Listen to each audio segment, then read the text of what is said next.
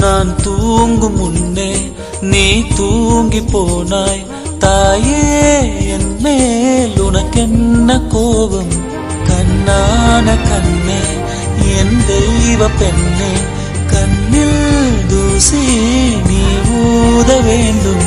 ஐயோ, ஏன் இந்த சாபம்? எல்லாம் என்றோ நான் செய்த பாவம்.